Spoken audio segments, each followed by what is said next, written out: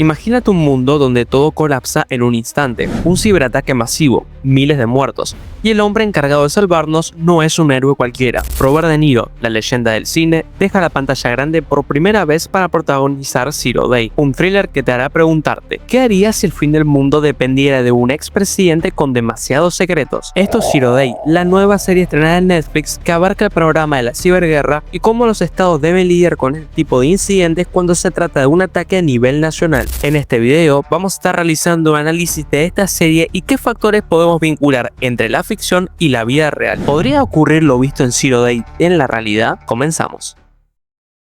En primer lugar, vamos a estar realizando un pequeño resumen de la serie muy por encima para ir entrando en contexto. George Mallon es un expresidente que se encuentra retirado de la política, pero eso cambia cuando un acontecimiento sin precedentes sacude a Estados Unidos. Un ciberataque masivo deja un saldo de más de 3.000 fallecidos, todo debido a un fallo de seguridad que permitió a los atacantes vulnerar los sistemas y apagarlos temporalmente. Mallon es informado por la presidenta del país, Evelyn Mitchell, que desea incorporarlo como líder de una comisión independiente diseñada para investigar el ataque. Mallon en un comienzo duda bastante, ya que cree que sus días en la política están terminados. Alexandra y Sheila Mallon, su hija y esposa respectivamente, le comentan a George que probablemente no sea una buena idea exponerse a este tipo de escenarios. No obstante, Mallon decide aceptar el encargo para liderar la comisión Día Cero o Zero Day en inglés, con el objetivo de atrapar a los atacantes y hacer que paguen. Los primeros indicios vinculan a Rusia como el principal sospechoso, tratándose de un escenario de guerra cibernética entre dos estados. De hecho, la presidenta Mitchell le da un plazo de 72 horas para que Mallon brinde información o comunicaran oficialmente que Rusia es el culpable del ataque. Tras unas pistas que podían poner a Moscú como el objetivo, Roger, la mano derecha de George Mallon, se reúne con un hombre llamado Robert Lyndon, quien le cuenta que están conspirando en contra del expresidente, y le solicita a Roger que toda la investigación se centre en vincular a Rusia para así pasar desapercibido.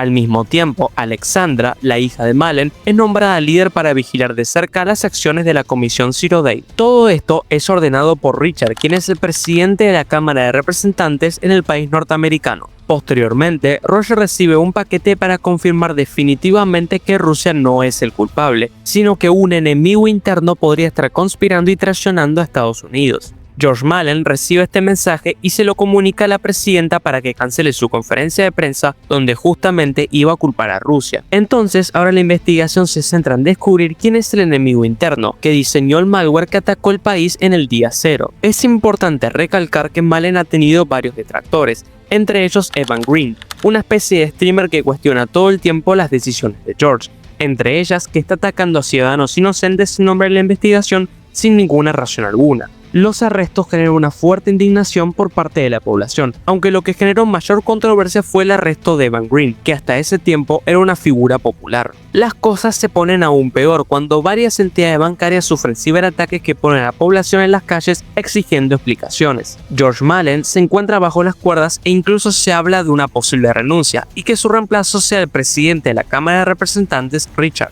Mallon libera a Evan Green para aliviar las tensiones, pero otro suceso cambia el rumbo de la historia cuando Roger es encontrado fallecido en su propia casa, luego de que no acate las órdenes de los hombres de Robert Lyndon, donde se mencionaba que debía buscar pruebas para desestabilizar a George Mallon. Sin embargo, Roger, antes de fallecer, le deja una nota a Mallon con la información necesaria para descifrar unas comunicaciones de radio, las cuales eran utilizadas por los ciberdelincuentes para hablar entre ellos. El código es descifrado y se le tiende una trampa al atacante. Este hombre confiesa que trabaja para una mujer llamada Monica Kidder, líder de una compañía tecnológica. Los hombres de Mallon van hacia allá y se produce un enfrentamiento entre ambos bandos luego de que Mónica se niega a ser arrestada. Eventualmente, Mónica es arrestada, pero antes de que declare algo se hace la automorición. Pero luego todo se nos revela cuando, escuchen bien, Alexandra, la hija de Mallon, Richard y otros funcionarios fueron los culpables del masivo ciberataque de día cero, es decir, la conspiración contra George Mallon era cierta.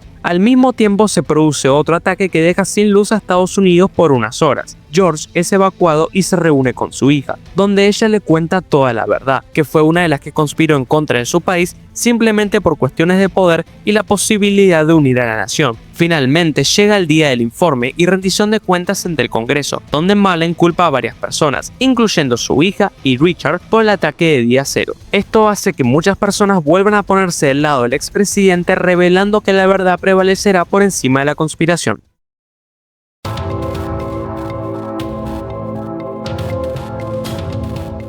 Esta miniserie, dentro de todo el apartado que significa el aspecto cinematográfico y la presencia de Robert De Niro interpretando a George Mullen, revela lo que sucede dentro de un país cuando el ámbito de la ciberguerra se entrelaza en una trama que refleja la fragilidad de la estabilidad nacional y la lucha interna de un líder enfrentado a sus enemigos internos. Ahora bien, si ya has visto la serie, seguramente te preguntes ¿qué tan probable es que lo que se vio en la serie pueda ocurrir dentro de la realidad? O incluso pensar si esto ya lo hemos vivido hace algunos años. Como ya sabemos, las guerras hoy en día ya no son solamente en el campo de batalla físico, sino también en otros aspectos, incluyendo la ciberguerra. Y es que Zero Day refleja muy bien este proceso, como un enemigo, ya sea interno o externo, puede tener tanto poder incluso a algunos kilómetros de distancia. Es verdad que lo de Rusia solamente quedó en una hipótesis, y que el atacante resultó ser alguien muy cercano al gobierno de Estados Unidos. No obstante, el hecho de mencionar a Moscú como uno de los principales apuntados no es algo que debe pasar desapercibido. Rusia es un enemigo clásico de Estados Unidos, especialmente en el ámbito de la ciberguerra. Por ejemplo, en el año 2016, un grupo de ciberdelincuentes patrocinados por el Estado ruso llamado Fancy Bear penetraron correos del Comité Nacional Demócrata y difundieron información para manipular la opinión pública. Justamente en ese mismo año se desarrollaron las elecciones en el país norteamericano, donde el gobierno de Vladimir Putin fue acusado de interferir en dichos comicios en favor del candidato y posterior presidente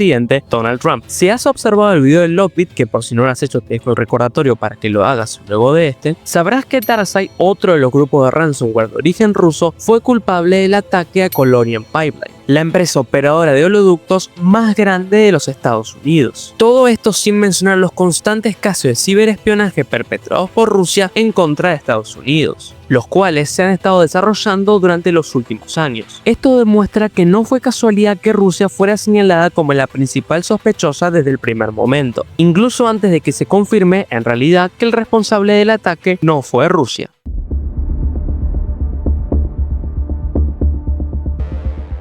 Zero Day no es el primer título que aborda temas de ciberseguridad y ciberguerra. Muchos seguramente recuerdan a Mr. Robot, la icónica serie que sigue a Elliot Anderson, un joven ingeniero que trabaja para la empresa AllSafe, pero que en secreto actúa como un hacker vigilante luchando contra empresas corruptas y sistemas opresivos. Sin embargo, es importante marcar una diferencia clave entre estas dos series. Aunque Mr. Robot y Zero Day comparten el trasfondo de la ciberseguridad, ambas series reflejan perspectivas muy diferentes. Mientras Mr. Robot se centra en el hacking individual, mostrando el lado más técnico y ofensivo de la ciberseguridad, es decir, cómo se vulneran los sistemas, Zero Day nos traslada al terreno de los estados y las infraestructuras críticas, donde un país entero debe defenderse de un ciberataque masivo con características propias de una ciberguerra. A pesar de moverse dentro del mismo universo de la seguridad informática, ambos relatos ofrecen enfoques opuestos, uno desde la perspectiva de la lucha personal contra el sistema y el otro desde la lucha de un sistema entero para sobrevivir.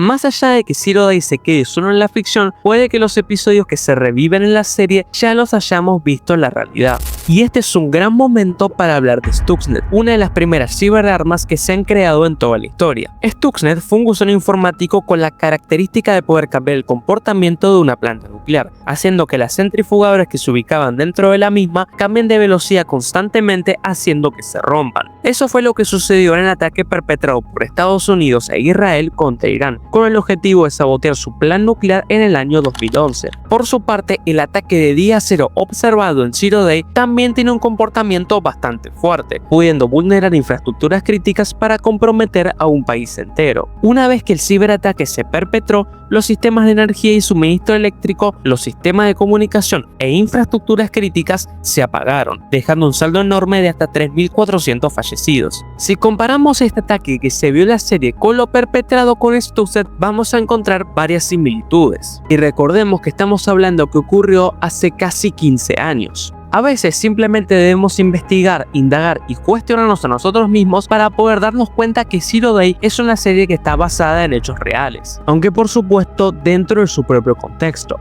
Nos hace entender que Zero Day está basado en muchos de los ataques a infraestructuras críticas que hemos visto en la realidad.